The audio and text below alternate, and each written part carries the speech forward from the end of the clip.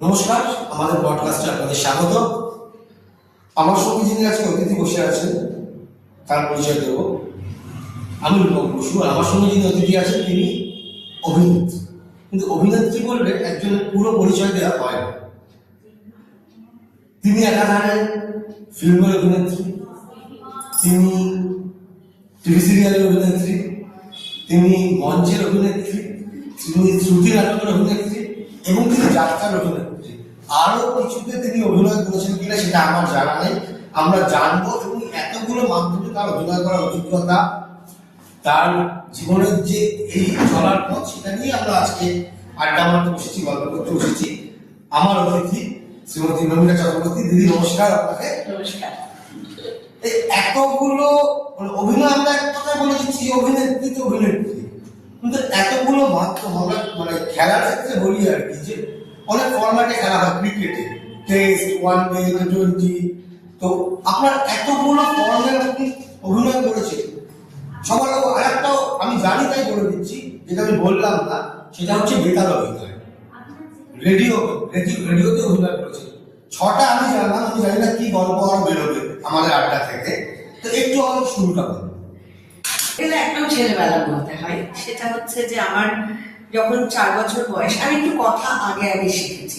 অনেক বাচ্চা একটু কথা আগে বলে, তো আমি কথা আগে শিখেছি। তো সেই কারণের জন্য আমার মায়ের খুব ইচ্ছে ছিল যে কথা যখন বলতে পারে তখন ওকে বিভিন্ন কালচারাল দিকে যদি দেওয়া যায়, তাহলে এই হিসেব করেই হয়তো মা আমাকে আবৃত্তি শেখানোর জন্য মূলত ভর্তি করেছিলেন শ্রদ্ধেয়া শ্রীমতী মিনতি দের কাছে। সেটা কত বছর বয়স? আমার যখন ওই 3.5-4 মধ্যে আর কি, এই সময় শুরু করি আবৃত্তি শিখতে মিনতি দের কাছে। উনি এখন নেই আমার জীবনে, উনি আমার প্রথম গুরু।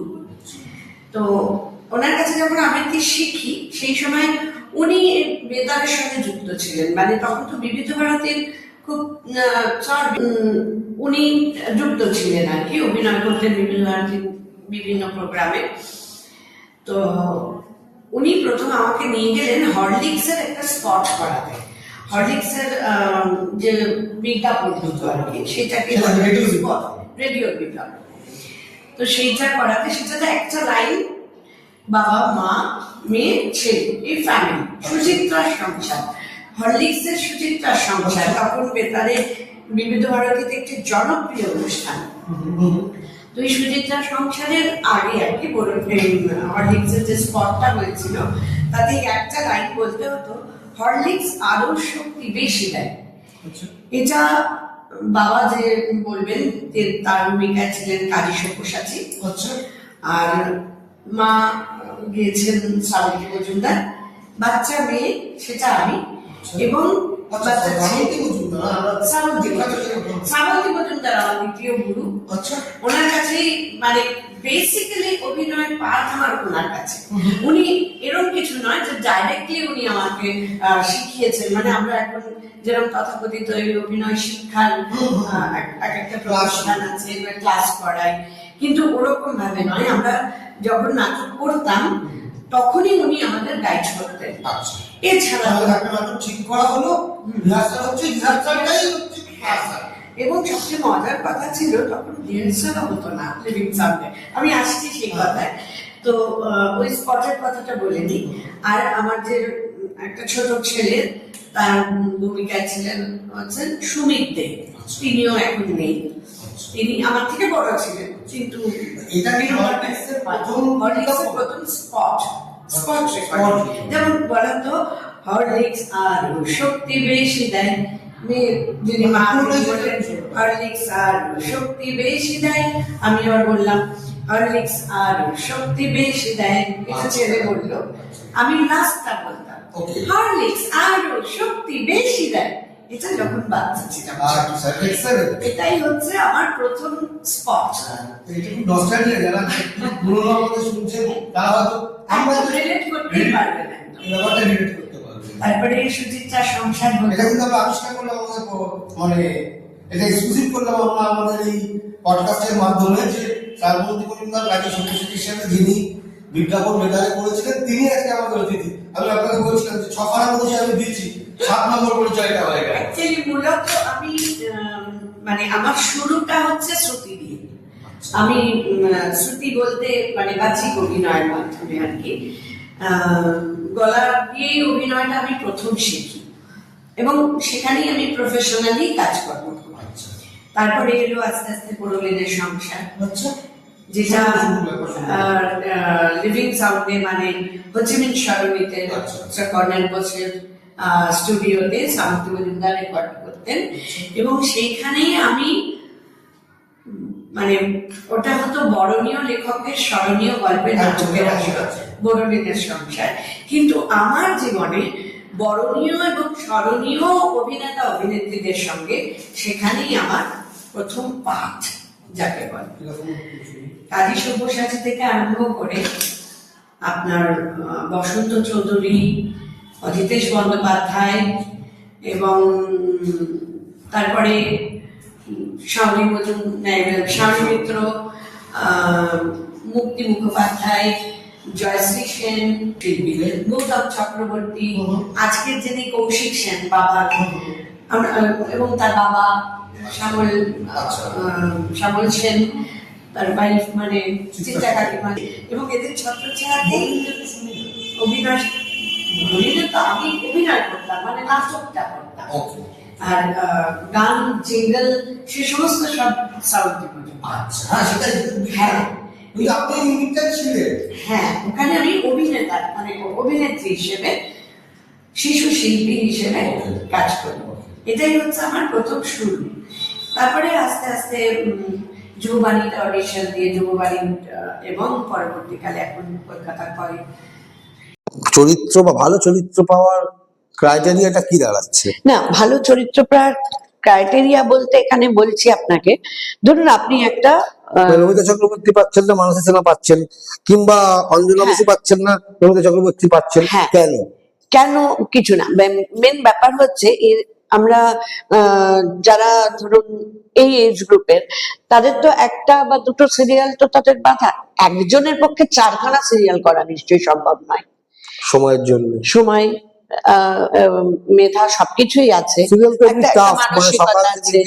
সকাল থেকে রাত অব্দি একটা শুটিং করে তারপরে আবার পরের দিন ভোরবেলা, এই জন্য এটা ভাগ হয়েছে, হবে 8 জনের মধ্যে এটা ভাগ হবে। আচ্ছা, এবার তার মধ্যে কারোর কখনো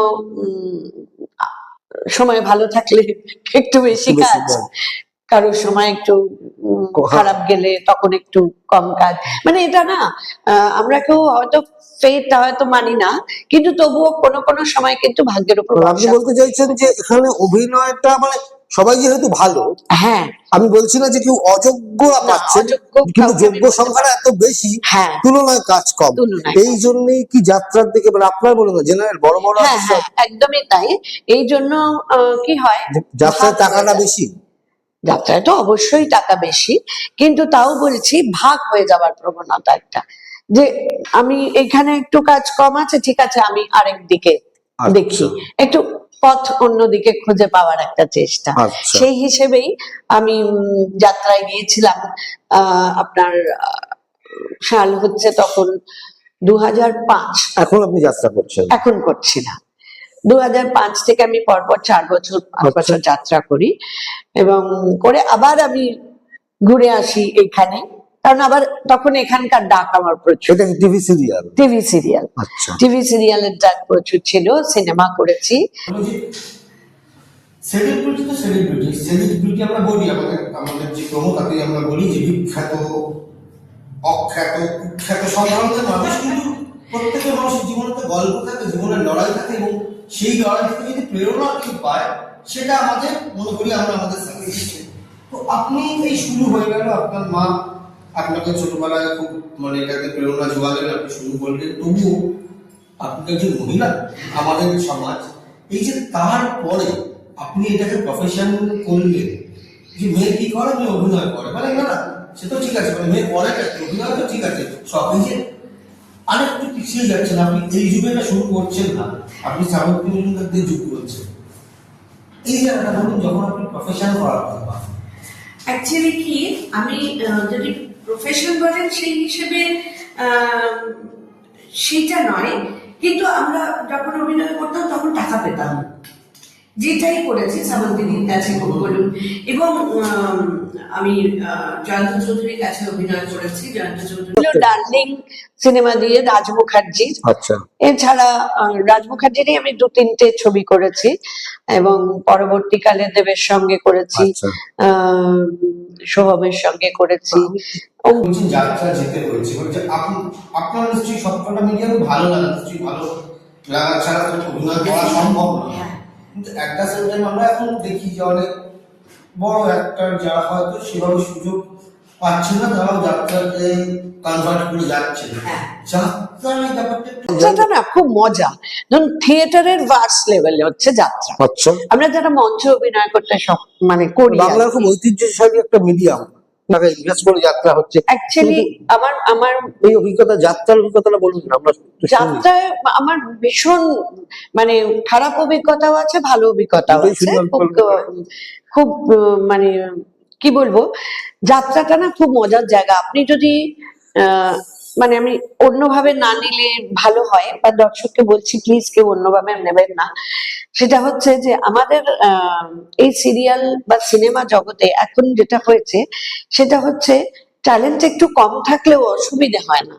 আচ্ছা, মানে সিস্টেম এমন, আচ্ছা, কেটে ওকে ওকে কাট হলো, আবার সেটাকে ভালো করে বলার একটা স্কোপ আছে, এবং যে ডিরেক্টর ধরুন সে বারবার বলে ঘষে মেজে, এখন অনেক রকম ডায়মন্ডে যাব, মানে যিনি অ্যাসিস্ট্যান্ট ডিরেক্টর তিনি বলে বলে দিচ্ছেন, আর অভিনেতা বলছেন, এইভাবে ক্লোজ নেওয়া হচ্ছে, অনেক অনেক অপশন ভালো ভাষায় বলি, মানে কোনো সমালোচনা বা নেগেটিভ অ্যাসপেক্ট থেকে না বলি, একদম পজিটিভ অপশন বেড়ে গেছে। কিন্তু মঞ্চ, থিয়েটারের মঞ্চ বা যাত্রার যে মঞ্চ, সেখানে তো কাট হওয়ার কোনো সম্ভাবনা নেই, ভুল মানে ভুল। তো সেই ক্ষেত্রে এটা একটা ভীষণ মজা, মানে চ্যালেঞ্জিং, যার ফলে ওখানে কিন্তু ট্যালেন্টের মূল্যটা ট্যালেন্টই। আপনার ট্যালেন্ট যদি থাকে, দর্শক আপনাকে মাথায় করে নাচবে, এটা একটা বিরাট পাওয়া। আবার ঠিক যে আমরা যে বলি যে দর্শক বোঝে না, এটা একদম ভুল, একদম ভুল। মেদিনীপুর থেকে আরম্ভ করে বর্ধমান, পূর্ব মেদিনীপুর বা বাইরে, মানে সমস্ত জায়গায় দর্শকরা এত পাওয়ারফুল, তাদের গান এত তৈরি, মানে কি বলবো, ধরুন 30 সেকেন্ড যদি গান ধরতে দেরি হয় না, দর্শকরা হই তুলে দেয়, মানে ওরা বুঝতে পারেন যে আপনি ভুলে গেছেন। এটা একটা বিশাল জিনিস। আবার তেমনি নিয়মানুবর্তিতার কথা যদি ধরতে চাই, যাত্রায় এত পারফেক্ট টাইম, 6টা বললো তো মানে 6টাতেই শুরু হবে, 6:30 বললো মানে তো 6:30তেই শুরু হবে। নাটকের মতো নয় না, মানে দল যেরকম, মানে থার্ড বেল পড়লে তো শুরু করতে একদম থার্ড বেল মানে থার্ড বেল, একদম সেই রকম। সেখানে আমি একটা আমার পূর্ব অভিজ্ঞতা বলছি। আমার প্রথম বছর যাত্রা সেবার নাট্য কোম্পানিতে বাদশা মৈত্র আমার হিরো, অমিত কান্তি ঘোষ মিলেন। তো সেবারে আমাদের গাড়ি ছাড়তে দেরি হয়েছিল এবং রাস্তায় যানজটের কারণে পৌঁছতে দেরি হয়েছিল। সে প্যান্ডেল লুট, ভাঙচুর, এবং গাড়ি থেকে নামতে পারছি না, গাড়ির কাঁচ ভেঙে দিয়েছে, এবং মানে সে বিভৎস অভিজ্ঞতা। এবং সমস্ত নিয়ে যেখানেও করতে পারবে সেখানেই আমরা এরকম একটা মানে ব্যাপার করে আমার মা বলেছিলেন, এবং আমার শ্বশুর বাড়িতে এটাতে রাজিও হয়েছিলেন। পরবর্তীকালে যা দেখা যায় সেটা হচ্ছে, আমি রেডিও করতে করতে আমার বিভিন্ন আরো জায়গা থেকে, যেমন ছবি, প্রথমে বলি ছবির জন্য আমার কাছে অফার আসে, কিন্তু তখন শ্বশুর শাশুড়ি দুজনেই বললেন না, রেডিও করছে করুক, মুখ দেখানো, হ্যাঁ হ্যাঁ মুখ দেখানোর যে অসুবিধা, তো যার ফলে ওইখানটায় একটু থেমে গিয়েছিলাম, শুধু রেডিও করতাম। তারপরে আস্তে আস্তে দিন যাওয়ার পরে, অনেক দিন চলে যাওয়ার পরে, ধরুন আমি কাজ শুরু করি বলতে গেলে 2000 সাল থেকে, সেই অর্থে অনেকটা মাঝখানটা একটা বিরাট গ্যাপ গেছে। গ্যাপটা গেছে কিন্তু আমি রেডিওর কাজ ছাড়ি, রেডিওর কাজ ফুল ফ্রেজে চলেছে। এবং তারপরে এফএম এলো, এফএম এ কাজ করতাম, যেটা রেডিও শিল্পী, বেতার। তারপরে 2000 সাল থেকে মোটামুটি শুরু। সেটা হচ্ছে আমার এক বন্ধু আমাকে, এবং বন্ধু, হ্যাঁ তখন মানে শ্বশুর চলে গেছেন, শাশুড়ি আছে, হ্যাঁ হ্যাঁ সেই মুহূর্তটা স্যাক্রিফাইস। হ্যাঁ ডেফিনেটলি আমার ও যেটা না, সিনেমার নাম তো তখন আগে থেকে কিছু ঠিক হতো না।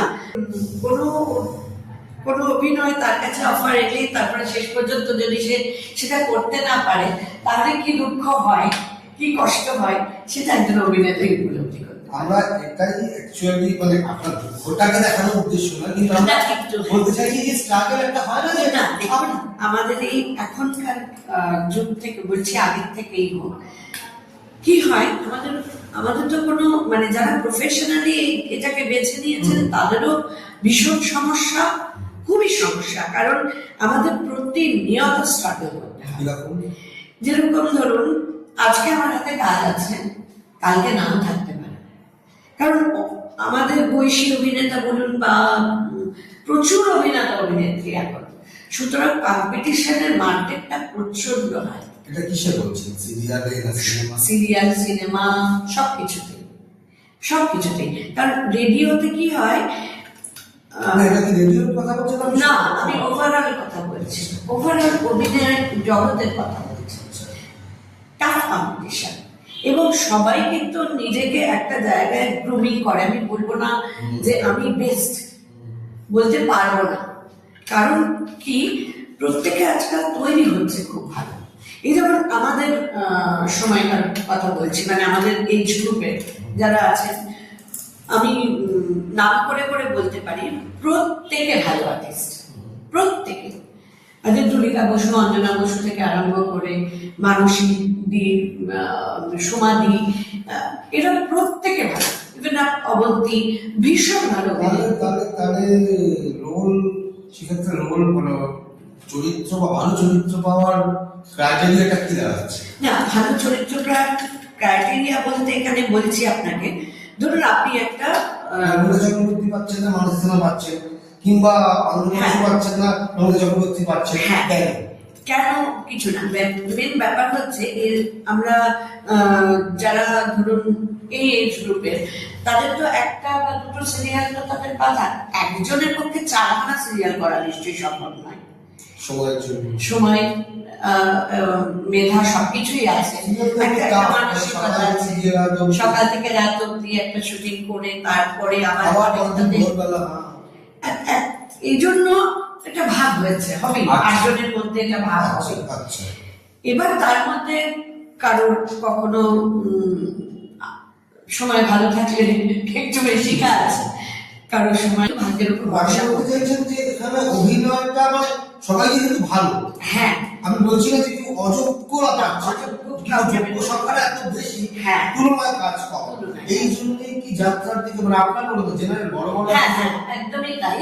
এই জন্য কি হয় যে আমি এখানে একটু কাজ কম আছে, ঠিক আছে, আমি আরেক দিকে দেখি, একটু পথ অন্যদিকে খুঁজে পাওয়ার একটা চেষ্টা। সেই হিসেবেই আমি যাত্রায় গিয়েছিলাম। আপনার সাল হচ্ছে তখন 2005। এখন আপনি যাত্রা করছেন? এখন করছি। 2005 থেকে আমি পরপর 4 বছর যাত্রা করি, এবং করে আবার আমি ঘুরে আসি এইখানে, কারণ আবার তখন এখানকার ডাক আমার প্রচুর। টিভি সিরিয়ালের 4 বছর ছিল। সিনেমা করেছি, হ্যাঁ অনেক সিনেমা করেছি। আমার শুরু হয়েছিল ডার্লিং সিনেমা দিয়ে, রাজ মুখার্জি। এছাড়া রাজ মুখার্জি নিয়ে আমি 2-3টে ছবি করেছি।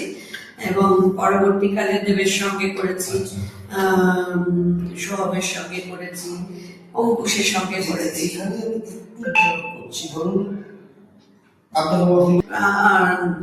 মানে যিনি অ্যাসিস্ট্যান্ট ডিরেক্টর তিনি বলে বলে দিচ্ছেন আর অভিনেতা বলছেন, এইভাবে ক্লোজ নেওয়া হচ্ছে, অনেক অনেক অপশন বেড়ে গেছে। সমালোচনা মানে একদম অনেক অপশন বেড়ে গেছে। কিন্তু মঞ্চ, থিয়েটারের মঞ্চ বা যাত্রার যে মঞ্চ, সেখানে তো কাজ করার সম্ভাবনা নেই, ভুল মানে ভুল। তো সেই ক্ষেত্রে এটা একটা ভীষণ মজা, মানে চ্যালেঞ্জিং, যার ফলে ওখানে কিন্তু ট্যালেন্টের মূল্যটা ট্যালেন্ট। আপনার ট্যালেন্ট যদি থাকে, দর্শক আপনাকে মাথায় করে নাচবে, এটা একটা বিরাট পাওয়া। আবার ঠিক যে আমরা যে বলি যে দর্শক বোঝে না, এটা একদম ভুল, একদম ভুল। মেদিনীপুর থেকে আরম্ভ করে বর্ধমান, উত্তর বর্ধমান, পূর্ব মেদিনীপুর বা বাইরে, মানে সমস্ত জায়গায় দর্শকরা এত পাওয়ারফুল, তাদের গান এত তৈরি, মানে কি বলবো, ধরুন 30 সেকেন্ড যদি গান ধরতে দেরি হয় না, দর্শকরা হই তুলে দেয়, মানে ওরা বুঝতে পারেন যে আপনি ভুলে গেছেন। এটা একটা বিশাল জিনিস।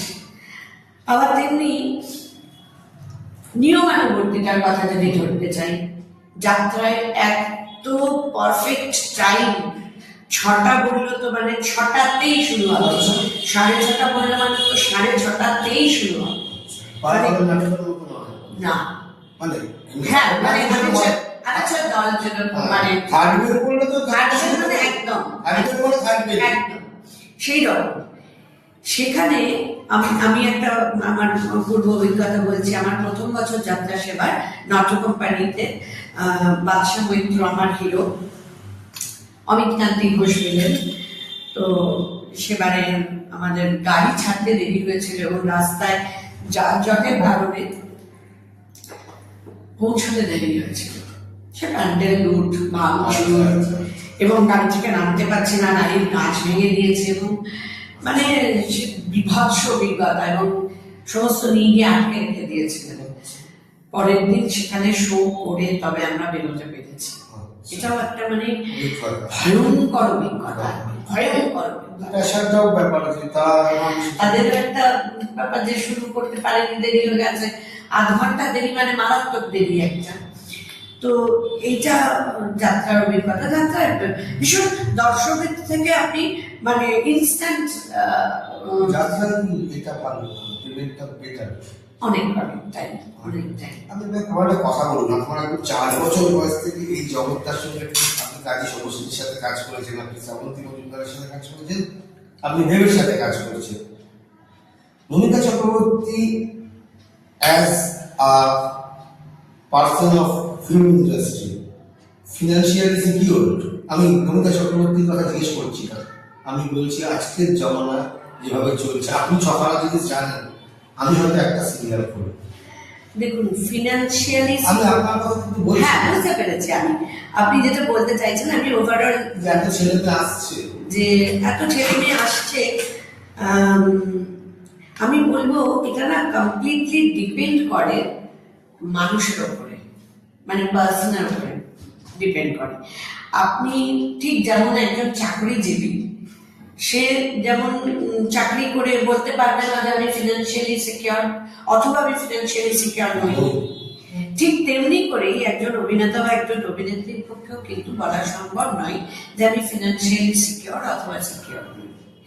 যারা আসছেন তারা যদি রেগুলার কাজ পান, একজন চাকরিজীবীর মতো রেগুলার, এবং এটা যদি সম্ভব হয়, এবং তারা যদি তাদের ওই আজকাল সব কত বেরোয় না, মানে আমি যদি 10 টাকা রোজগার করি, 4 টাকা জমাবো, 6 টাকা খরচা করবো, এই প্রসেসে যদি তারা চলেন, তাহলে নিশ্চয়ই একটা সময় গিয়ে তারা সিকিউর মানে হতে বাধ্য।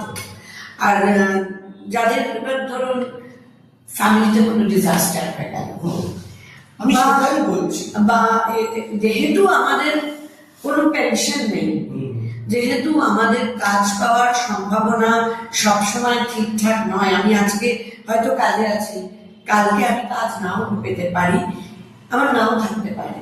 টানা এমনও অনেক অভিনেতা অভিনেত্রী আছেন যারা টানা 1 বছর, 1.5 বছর, 2 বছর কাজ পাননি, করেননি যে কোনো কাজ। মানে আমি জানি না, আমি আমি তার কথা জিজ্ঞেস করছিলাম আসলে আমি জানি না, আপনি দেখেছেন কিনা, আমরা দেখি বিভিন্ন ওই মানে সোশ্যাল মিডিয়া আছে যে একজন কাজ করতে গেলে অনুষ্ঠানে দেখলাম যে খুব প্রমিনেন্টলি, আমার নাম মনে নেই, তিনি বেশ কিছু সিনেমা করেছেন, মানে ভালো ভালো অভিনেতা অভিনেত্রীর সাথেই করেছেন।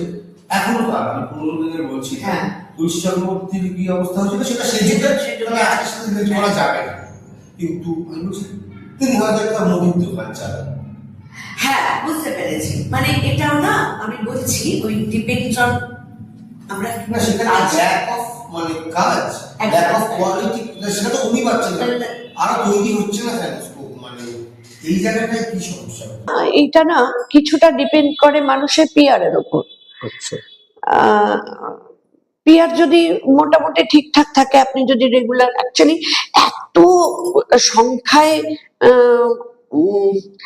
মানে এটা আমার বলা কি ঠিক হবে, মানে যেমন ধরুন, কেন বলতে খারাপ লাগছে তবুও বলছি, এই মাধ্যমটা মানে আমাদের অভিনয় জগৎটা এখন এমন জায়গায় এসে দাঁড়িয়েছে, সেটা হচ্ছে যে ধরুন একজন ডাক্তার, আহ, তার ভালো রেজাল্ট হয়নি, তিনি ডাক্তারিটা পারেন না কিন্তু তিনি অভিনয়টা পারেন।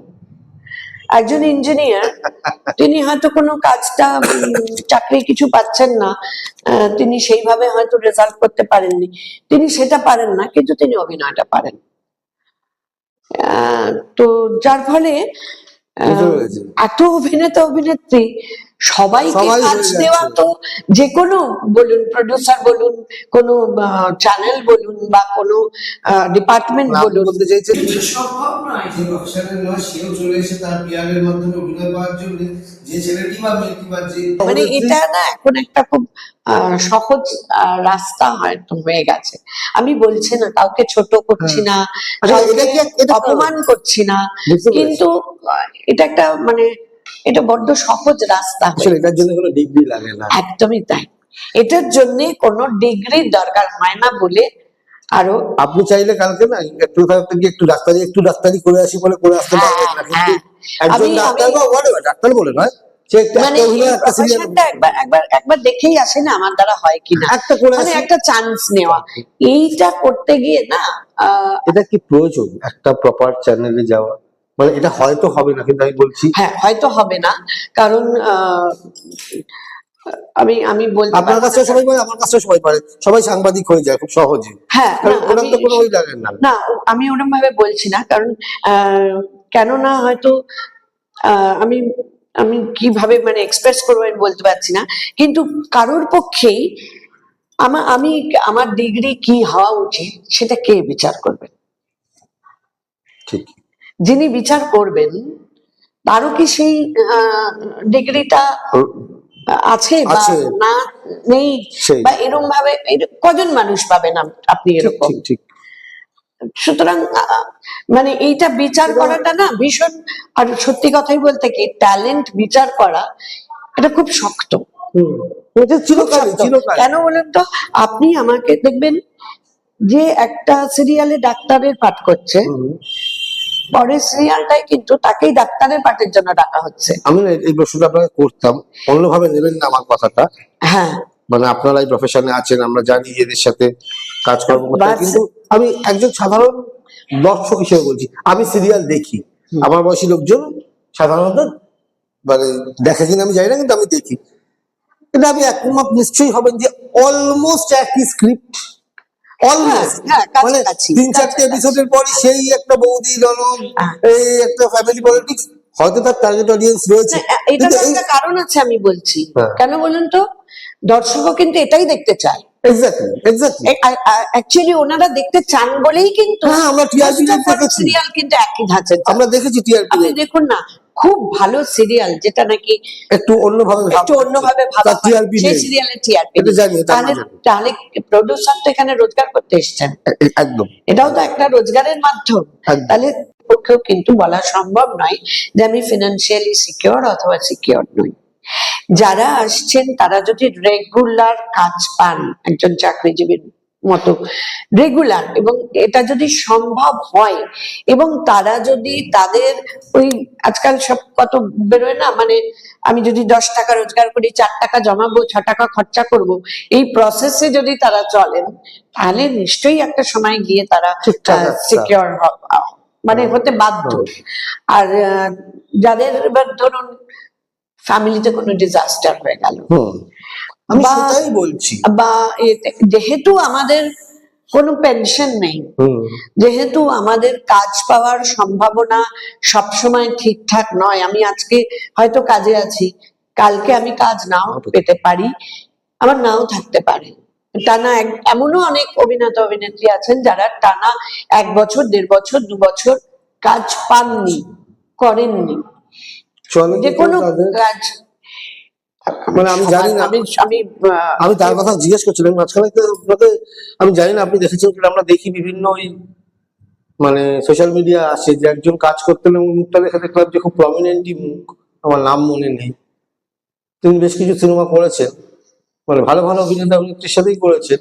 এখনকার, আমি পুরোনো দিনের বলছি না। হ্যাঁ, তুলসী চক্রবর্তীর কি অবস্থা হয়েছিল সেটা সে যুগে, সে যুগে- তাহলে আজকের সাথে রিলেট করা যাবে না, কিন্তু আমি বলছি তিনি হয়তো একটা মুদির দোকান চালান। হ্যাঁ, বুঝতে পেরেছি। মানে এটাও না, আমি বলছি ওই ডিপেন্ডস অন আমরা কি না, সেটা কি কাজ- ল্যাক অফ মানে কাজ, একদম ল্যাক অফ তাই। কোয়ালিটি, সেটা তো উনি পাচ্ছেন না, আরো তৈরি হচ্ছে না কেন স্কোপ, মানে এই জায়গাটায় কি সমস্যা হতে পারে, অ্যাকচুয়ালি যে প্রডিউসার পাওয়া যাচ্ছে না, না কি? না, উপায় মানে রোজগারটা সহজ হবে, তাহলে সেই দিকেই হাঁটবেন। দর্শক যা চাইছে তাই দিচ্ছেন, এটাই খুব স্বাভাবিক। এর প্রতিকা, আপনি তো এতদিনকার অভিনেত্রী, আর একটা কথা, আপনাকে ভার্সেটাইল চরিত্রে দেওয়ার মানে এক্সপেরিমেন্ট করার মতো ডিরেক্টর বলুন বা লোক বলুন, সংখ্যায় খুব কম আছে। কেউ রিস্ক নিতে চায় না। আচ্ছা, রিস্ক কেন নেবেন? ওই আপনি কেন? যেটা বলছিলেন ডাক্তারি হ্যাঁ, করবে, ডাক্তার কিন্তু পরে পরে এটাতে ডাক্তারেরই পার্ট। পরবর্তী চক্রবর্তী যে দরজাল পুলিশ- শাশুড়ি করলে দরজাল শাশুড়ির হ্যাঁ। জায়গায় দেওয়া হচ্ছে। এটাই হয়ে গেছে মুশকিল। কেউ আমাকে পিসির চরিত্রে দেখে এসছে, তো বরাবর পিসির চরিত্রেই আমাকে হ্যাঁ, দেখা হবে। আমিও যে মা করতে মা পারি, বা করতে আমি যে পারি। ঠাকুমা করতে পারি, অথবা আমি বাংলা সিঙ্গেল লেডি, মানে বৌদি single- করতে হ্যাঁ, পারি। exactly. আমাদের মধ্যেও যে ভার্সেটাইলিটি আছে, সেইটা এক্সপেরিমেন্ট করবার এটাই বলছি। মতো মানুষ কম। আমি বলবো না নেই, আছেন কিছু কিছু প্রণম্য যারা সিরিয়াল করছেন, তাদের মধ্যে অনেকেই আছেন যারা এটা করেন, চ্যালেঞ্জিং হিসেবে রোল তাদের দেন। কিন্তু আরো অনেক সমস্যা আছে, তো সময় যেমন এখন অনেক বাধা। আগে যেমন কি গোটা দিন চলে যেত, আজকে 7টায় শুরু হলো, পরের দিন 7টায় প্যাক আপ। কিন্তু এখন কি হচ্ছে, সময় বেঁধে দেওয়া হয়েছে, সকাল 7টা থেকে রাত্রি 10টা, তারপরে কাজ করা যাবে না, দিলে আচ্ছা, স্পেশাল পারমিশন করতে হবে, Okay. যার ফলে সময় খুব কমে গেছে। আচ্ছা। এবার ধরুন এটা কি একজন- স্টুডিও পাওয়ার সময় বলছেন? হ্যাঁ, কাজ করবার সময়, আমাদের তো কাজ করার সময় আচ্ছা, যেরকম- 10 ঘন্টা বেঁধে দেওয়া হয়েছে ও না? আচ্ছা, তাই হ্যাঁ। আপনি চাইলে 12 ঘন্টা করতে পারবেন না? না, এটা কি আপনারাই ঠিক এটা করেছেন? স্পেশাল পারমিশন নিতে হবে, আচ্ছা। তবে 12 ঘন্টা হবে কি 14 ঘন্টা হবে। যেটা 10 ঘন্টা আমি 14 জানি না। ঘন্টা যে আমাদের ইয়েটা হয়েছে, নিয়মটা হয়েছে, আগে তো এই নিয়ম ছিল না। এটা টেকনিশিয়ানদের জন্য নাকি? সবার জন্যই, অভিনেতা অভিনেত্রী টেকনিশিয়ান সবার, মানে পক্ষে। এটা আমি এটা ভীষণ সুবিধা হয়েছে আচ্ছা, এটা করে, কারণ তা না হলে ঘন্টার পর ঘন্টা চলছে। হ্যাঁ, দিন রাত ঘুমোনো এসব কিছু ছিল না আগে, সেটা এখন বেঁধে দেওয়া হয়েছে, আচ্ছা। যার ফলে কিন্তু তোমাকে শেষ করতেই হবে। এটাই এই টাইমের মধ্যে শেষ করতে হবে। ঠিক। এটা আর্টিস্ট ফোরাম থেকে হুম, হুম, হুম। নিয়ম হয়েছে, এবং এটা যে কত উপকার হয়েছে এটা বলে বোঝাতে পারবো না। আচ্ছা। আবার ঠিক তেমনি ফুটেজ তোলারও একটা ব্যাপার থাকে, আপনাকে এক্সপেরিমেন্ট করতে দেবে। ধরুন আপনার ট্যালেন্ট সম্পর্কে আমার খুব বেশি ওয়াকিবল নয়, আপনি ডাক্তারের চরিত্রে দুর্দান্ত অভিনয় করেছেন, তাই দেখে আমি যদি ভাবি যে আপনাকে একটা পুলিশ ইন্সপেক্টরের পার্ট দেবো, দিয়ে দেখলাম সেখানে আপনি ফেল করছেন। সুতরাং ওই যে টাইমটা আপনাকে শিখিয়ে পড়িয়ে তুলিয়ে আপনাকে ওয়ার্কশপ করিয়ে তারপরে দাঁড় করাবো, এই টাইম কিন্তু এখন নেই, যার ফলে আরো এই প্যাটার্ন বাধা হয়ে গেছে। আচ্ছা, আমি একদমই বলছি না যে এটা, ওই জন্যই বলছি মানে কারুর দোষ এইভাবে আমি বলতে পারবো না, ঠিকই, কারুর দোষ নয় কিন্তু এটা, কিন্তু এটা system, এটা একটা system। সিস্টেম।